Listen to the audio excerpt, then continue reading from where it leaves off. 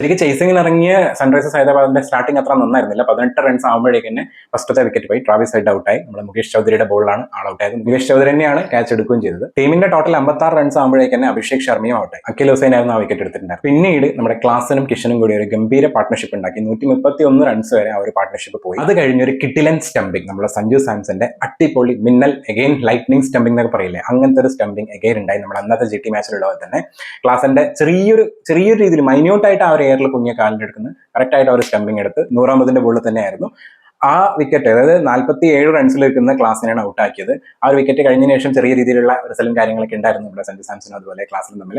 പക്ഷെ എന്തായാലും ആ ഒരു വിക്കറ്റ് പൊളിയായിരുന്നു. കാരണം കറക്റ്റ് ടൈമിങ്ങിൽ ഓരോ വിക്കറ്റുകൾ വരുന്നുണ്ടായിരുന്നു. കാരണം കുറച്ചു നേരം വിക്കറ്റ് ഒന്നും വരാണ്ട് നിന്ന സമയത്താണ് ഈ ഒരു വിക്കറ്റ് വന്നത്. ആ വിക്കറ്റിൽ പിടിച്ചൊന്ന് കയറാമായിരുന്നു ശരിക്കും ഇന്നലെ CSKക്ക്. പക്ഷെ അത് അങ്ങോട്ട് മുന്നോട്ട് നന്നായിട്ട് പോയില്ല എന്നുള്ളതാണ്. അത് കഴിഞ്ഞ് നിതീഷ് കുമാർ റെഡ്ഡി ഔട്ടായി. ഹെൻറി ക്ലാസൻ ഇന്നലെ 26 ബോളിൽ 47 റൺസാണ് എടുത്തത്. 6 4 2 6 അടിച്ചിട്ടുണ്ടായിരുന്നു. ടീം ഏകദേശം ജയിക്കുന്ന ഒരു മൊമെന്റിൽ എത്തിയപ്പോഴാണ് നമ്മളെ ഇഷാൻ കിഷൻ ഔട്ടാവുന്നത്. 175 റൺസ് ഓൾറെഡി ആയിട്ടുണ്ടായിരുന്നു. 47 ബോളിൽ 70 റൺസാണ് ഇഷാൻ കിഷൻ എടുത്തത്. 7 4 3 6 ആയിരുന്നു ആളുടെ ഇന്നിംഗ്സിൽ ഉണ്ടായിരുന്നു. 4 ഓവറിൽ 36 റൺസ് കൊടുത്തിട്ട് 2 വിക്കറ്റ് എടുത്ത മുകേഷ് ചൗധരി തന്നെയായിരുന്നു ഇന്നലത്തെ ലീഡിംഗ് വിക്കറ്റ് ടേക്കർ. പ്ലസ് അത്യാവശ്യം നല്ല രീതിയിലുള്ള എക്കണോമിയിൽ ബോൾ എറിഞ്ഞതും. മുകേഷ് ചൗധരിക്ക് കട്ട സപ്പോർട്ട് ചെയ്തുകൊണ്ട് തന്നെ അഖിൽ ഹുസൈനും നൂർ അഹമ്മദും അതുപോലെ സ്പെൻസർ ജോൺസണും ബോൾ എറിഞ്ഞിട്ടുണ്ടായിരുന്നു. നൂർ അഹമ്മദ് 4 ഓവറിൽ 40 റൺസ് കൊടുത്തിട്ട് ഒരു വിക്കറ്റ് എടുത്തിട്ടുണ്ടായിരുന്നു. അൻഷുൽ കമ്പോജ് 4 ഓവറിൽ 46 റൺസ് എടുത്തിട്ടാണ് ഒരു വിക്കറ്റ് എടുത്തത്. ഇച്ചിരി എക്സ്പെൻസീവ് ആയിരുന്നു. അഖിൽ ഹുസൈനും സ്പെൻസർ ജോൺസണും 3 ഓവർ മാത്രമേ എറിഞ്ഞിട്ടുണ്ടായിരുന്നു. അതിൽ അഖിൽ ഹുസൈൻ 3 ഓവറിൽ 21 റൺസ് കൊടുത്തിട്ട് ഒരു വിക്കറ്റ് എടുത്ത സമയത്ത് സ്പെൻസർ ജോൺസൺ വിക്കറ്റ് ഒന്നും ഉണ്ടായിരുന്നില്ല. പക്ഷേ 3 ഓവറിൽ ആൾ റൺ കൊടുത്തത് വെറും 26 റൺസ് ആയിരുന്നു.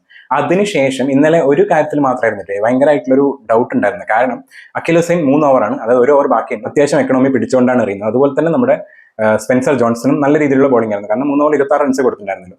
ആ ഒരു മൊമെന്റിൽ എന്തിനാണ് ഒരു പാർട്ട് ടൈം ബോളർ ആയിട്ടുള്ള ശിവൻ ഡുബനെ ഇപ്പൊ അടുത്തൊന്നും അത്യാവശ്യം ഫോം അല്ലാത്തൊരു പ്ലെയർ ആണ്. ഈവൻ ഫീൽഡിങ്ങിലാണെങ്കിലും ബാറ്റിങ്ങിലാണെങ്കിലും ഇപ്പം ബോളിങ്ങിലാണെങ്കിലും ഇന്നലെ 1 ഓവർ ബോൾ ചെയ്ത സമയത്ത് തന്നെ 12 റൺസ് കൊടുത്തിട്ടുണ്ടായിരുന്നു. ചിലപ്പോൾ ഇന്നലെ ആ ഒരു ഓവറിന് പകരം അഖിൽ ഹുസൈനോ അല്ലെങ്കിൽ സ്പെൻസർ ജോൺസണോ ഒരു ഓവർ കൊടുത്തിരുന്നെങ്കിൽ, ആ ഒരു സമയത്ത് കൊടുത്തിരുന്നെങ്കിൽ ചിലപ്പം കളിയുടെ ചെറിയ രീതിയിലുള്ള ഒരു മാറ്റം ഉണ്ടായേനെ. അത് മാത്രമല്ല, സ്പിന്നിന് കുറച്ച് സപ്പോർട്ട് കിട്ടുന്ന സമയത്ത് വേണമെങ്കിൽ പ്രശാന്ത് വീറിനെ അടക്കം ട്രൈ അടിക്കാമായിരുന്നു. കാരണം പ്രശാന്ത് വീറും ഒരു സ്പിന്നറാണ്. എന്തായാലും ഇന്നലത്തെ മാച്ചിലും എഗെയിൻ ഒരു കാര്യം ഉറപ്പായി.